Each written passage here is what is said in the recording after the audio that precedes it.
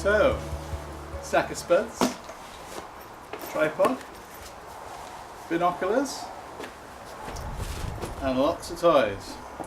Here's how it all goes together.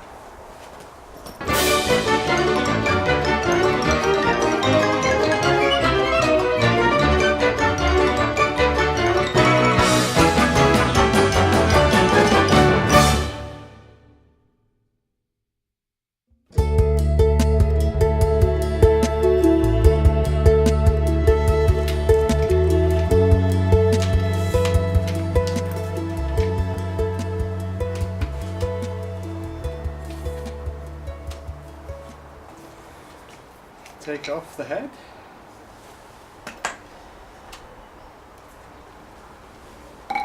Open the box of spuds. Lots of stuff in here. So what we have is a bracket for 2 cameras. Can go either way up. Right, so as it's going on upside down, need to put the heads on upside down. Then insert the central column and fit on this, which is a polari mount, which I've done in the interests of conserving weight. So that's in there. The pistol grip then is kind of redundant.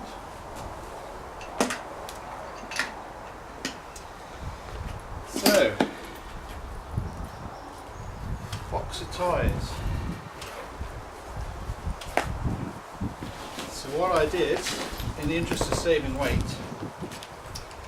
is I have used the old 300mm lens. So I've taken a number of lenses with me.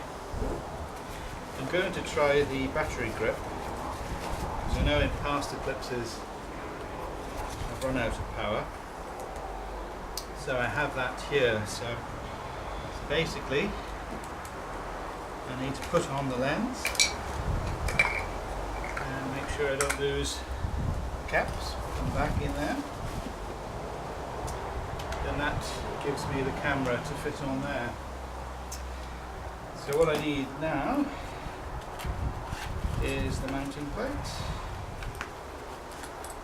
I have here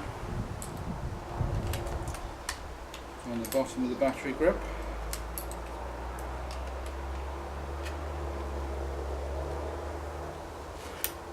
Like so. And then that should allow me to mate with it. Now what I thought I'd do on this eclipse is try the Astra Track. So I'm going to use it in obviously solar or lunar mode, doesn't matter which, and that should allow me from a fixed position to track the sun automatically. So I'm just going to put that onto the polari head like so.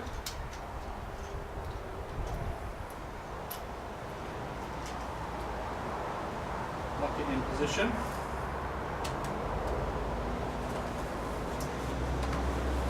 And then attach the camera to that. So in order to do that, of course, I need to be able to move the camera where I want, so I'm going to use ball head. So put the ball head on securely, and that allows the camera to be sighted on it. So the Astra Track will take 15 kilograms of weight, so it's plenty big enough. Okay, so that'll be powered by battery pack with 8 AA cells. And what we have here, the T-bar, provides convenient mount for 2 other cameras. So in this little case I have another 2 cameras, which is a Sony Action Cam and a HD camcorder. So the HD camcorder will go on the left hand side. So that's just going to be fixed to capture the shadow. It rushes in. The other camera is the little Sony action camera. So depending on the weather on the day, I'll either use it in a waterproof enclosure or with the skeleton case, which allows it to be recharged if I need to. Only have a certain amount of battery life for these things. So I don't know if you can see that, but there are two cameras located there. There's also the option of putting an iPhone, which I'm currently using to record this, underneath, inverted, to take additional time-lapse images, and I have another adapter that can fit on there.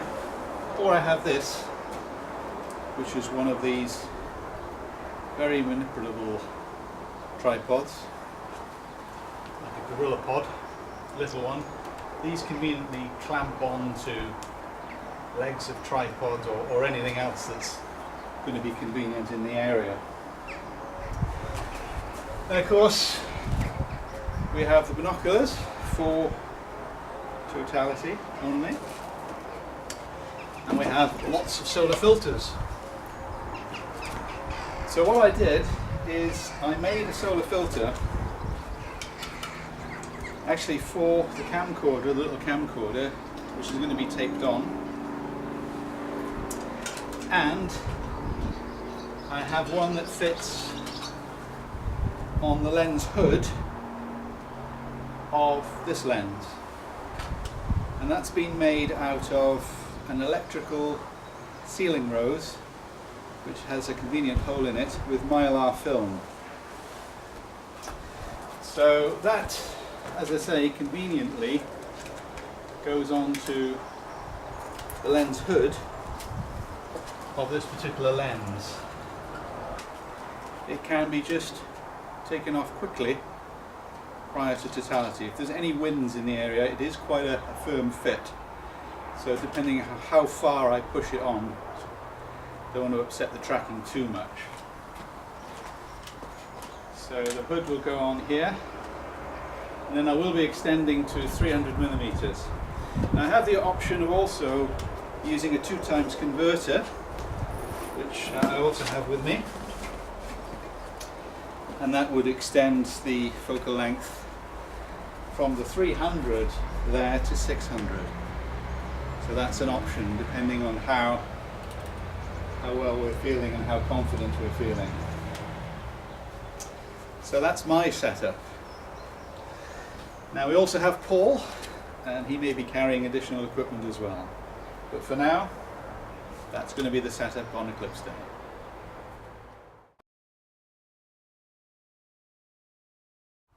Okay, so this is using the 300mm lens all the way out with a 2x converter, using a beta film filter. So there's obviously quite a lot of wind movement.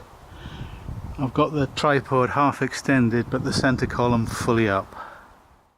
Okay, so I'm using a little bit of digital zoom now, only about 20%, and as you can see the sun is filling the frame more or less. I can go in a bit more. It's going to be a bit wobbly while I do it. So I'll go to full optical zoom. That is full optical zoom. I need to use the Polari head to try and get it back in the center. Very wobbly while I do that. There you go.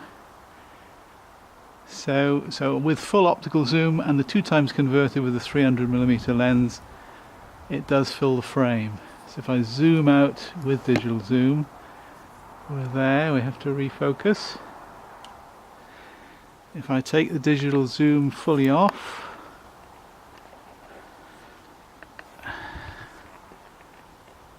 then we're looking at that. So this is full wide angle now, which should get the maximum corona in. So if I zoom the lens in That's zooming it all the way in, refocus. There you go. So that's pretty good. Yeah, not too bad at all.